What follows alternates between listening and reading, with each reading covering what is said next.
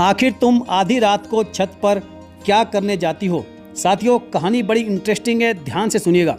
मेरी पत्नी का एक पैर नहीं था, लेकिन वह बहुत ही अमीर घराने से थी, इसलिए मैंने उससे शादी कर ली। वह एक पैर में नकली पैर लगाती थी। हम दोनों घर में अकेले रहते थे, लेकिन रोज़ रात को मुझे छत से अजीब अजीब सी आवाज़ें आती और मेरी पत्नी भी बिस्तर से गायब होती, पर उसका नकली पैर कमरे में ही पड़ा रहता। एक दिन मैंने छत पर जाकर देखा तो मेरी तो जैसे जान ही निकल गई, क्योंकि वहाँ मेरी पत्नी ने एक बहुत बड़ा, साथियों कहानी को आगे पूरा ध्यान से सुनिएगा। मेरी शादी की उम्र हो चुकी थी। जब मुझे लड़की की फ़ोटो दिखाई गई थी तो मैं बहुत ही ज़्यादा खुश हुआ।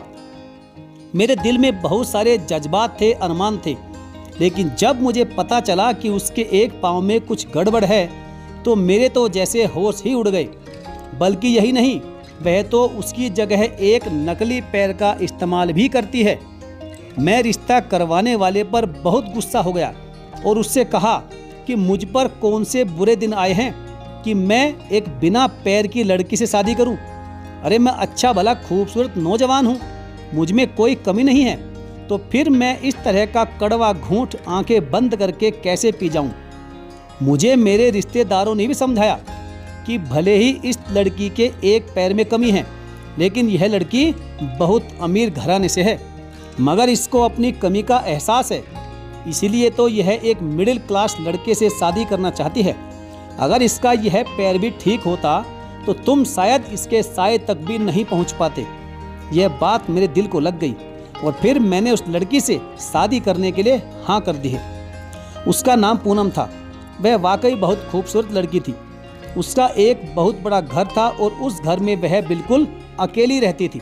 खैर, उससे मेरी शादी हो गई, लेकिन जैसे ही रात को मैं उसके पास गया तो उसने मुझे अपने पास बैठने से भी इनकार कर दिया और बोली कि मैंने कसम खाई है और भगवान से भी वादा किया हुआ है कि मैं 1 महीने तक आपके साथ नहीं सो सकती, क्योंकि मैंने भगवान से एक मन्नत मांगी थी कि अगर मुझे मेरी पसंद के पतिदेव मिले तो मैं 1 महीना तक लगातार उपवास करूंगी और 1 महीना तक ही अपने पति के साथ भी नहीं सोऊंगी।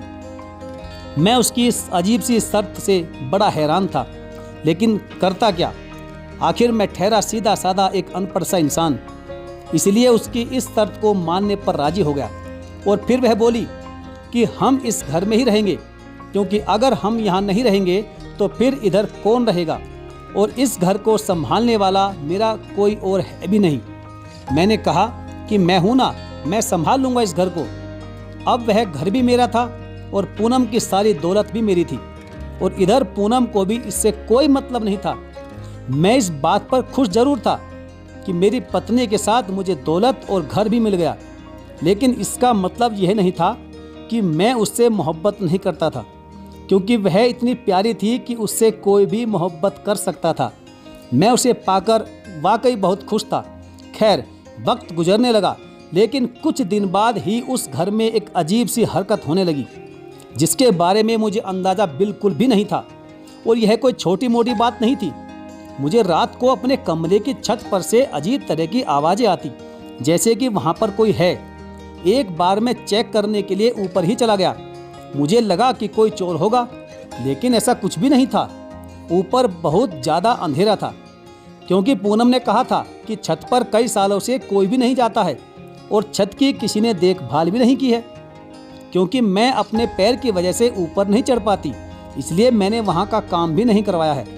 मैंने उसे कहा कि मुझे भी छत पर नहीं जाना, क्योंकि अगर तुम ऊपर नहीं जा सकती तो फिर मैं भी ऊपर नहीं जाऊँगा, इसलिए वहाँ का काम करवाना भी जरूरी नहीं है। बेकार में खर्चा क्यों किया जाए। लेकिन कोई ना कोई गड़बड़ जरूर है। आज के दिन भी मुझे रात को आवाज़ आई और मैं जाग गया, लेकिन जब मैंने अपने साथ वाले बिस्तर पर देखा तो मेरी जान निकल गई। मैंने देखा कि मेरी पत्नी का वह नकली पैर बिस्तर के नीचे पड़ा हुआ था और मेरी पत्नी कमरे से गायब थी। वह नकली पैर का इस्तेमाल सारा दिन करती थी, लेकिन रात को सोने से पहले उसे उतार दिया करती थी। लेकिन आज वह उसके बगैर कहीं कैसे जा सकती थी। मैं सोच में पड़ गया। वह तो व्हील चेयर का इस्तेमाल भी नहीं करती थी, बस नकली पैर के सहारे से ही यह थोड़ा बहुत चल पाती थी। भले ही उसे चलने में थोड़ी देर लगती थी, लेकिन व्हील चेयर पर बैठना वह बिल्कुल भी पसंद नहीं करती थी।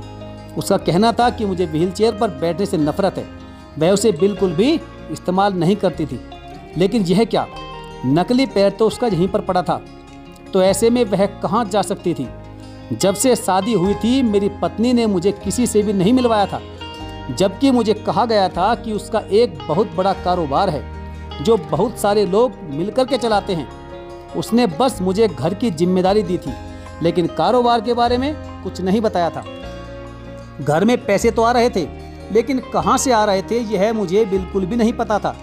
खैर, अभी मैं अपनी पत्नी को तलाश करना चाहता था, क्योंकि अगर वह बिना पैर के कहीं गई थी तो उसका मतलब कि वह चल सकती थी और वह ड्रामा कर रही थी।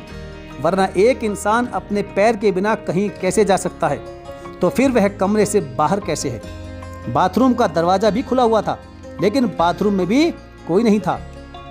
मैं कमरे से बाहर निकल गया और उसको ढूंढने लगा, लेकिन फिर मुझे कमरे से हल्की सी आवाज़ आई। जब मैं वापस अपने कमरे में आया तो सामने का मंजर देखकर हैरान रह गया। मेरी पत्नी बेड पर बैठी हुई थी और कोई किताब पढ़ रही थी। मैंने कहा कि अभी तुम कहाँ गई थी, तो कहने लगी मैं तो कहीं भी नहीं गई थी। मैंने कहा कि मजाक मत करो, मैं अभी बिस्तर से तुम्हें ही तलाश करने के लिए उठा था। उसने कहा कि तुम्हें आज क्या हो गया है, मुझे लगता है कि तुमने शायद ध्यान से नहीं देखा होगा। मैंने अपनी पत्नी से इतनी बहस नहीं की और सोचने लगा कि जब उसने झूठ बोल ही दिया है तो इसका मतलब है कि ये हमेशा मुझसे झूठ बोलती आ रही थी। लेकिन इतना सफ़ेद झूठ ये मुझसे क्यों बोल रही थी? मैंने अपनी आंखों से देखा था कि वह कमरे में नहीं थी, तो फिर वह मुझसे ऐसा झूठ क्यों बोल रही थी? क्या वह नहीं समझती थी कि वह एक अपाहिज लड़की है? अगर वह इस तरह से झूठ बोलेगी तो पकड़ी जाएगी। अचानक से मैं भी बदल गया और मैंने कहा कि शायद मुझे कोई गलतफहमी हो गई होगी। असल में तुम इतनी पतली हो ना कि तुम बिस्तर में पड़ी होते हुए भी नज़र नहीं आती। रजाई में इंसान जैसे खो ही जाता है। मैं अपनी बात पर हंसने लगा और उसने भी मेरी हंसी में मेरा साथ दिया। उसके बाद मैं सो गया, लेकिन मैं सोया नहीं था। असलियत में मुझे नींद नहीं आ रही थी। अगले दिन मुझे फिर से छत पे किसी के चलने की आवाज़ आई और जब मैंने पलट कर देखा तो मेरी पत्नी कमरे में नहीं थी। लेकिन आज मैं सोने का ड्रामा करता रहा, क्योंकि मुझे कल वाले उस राज से पर्दा उठाना था और मैं चाहता था कि मेरी पत्नी थोड़ी बेफिक्र हो जाए, कहीं मैं सावधान ना हो गई हो। क्योंकि अगर वह इतना बड़ा खेल खेल रही थी तो इसका मतलब कि वह कोई आम इंसान नहीं थी, वह बहुत चालाक औरत थी। आज फिर से छत से आवाज़ आई और मैंने फिर से पलट कर देखा तो आज भी बिस्तर पर वह नहीं थी और उसका नकली पैर भी वहीं बिस्तर पर ही पड़ा हुआ था, जिसे आज भी वह कपड़े से ढक कर गई थी। लेकिन आज मैं हाथ में टॉर्च लेकर छत की तरफ चल पड़ा।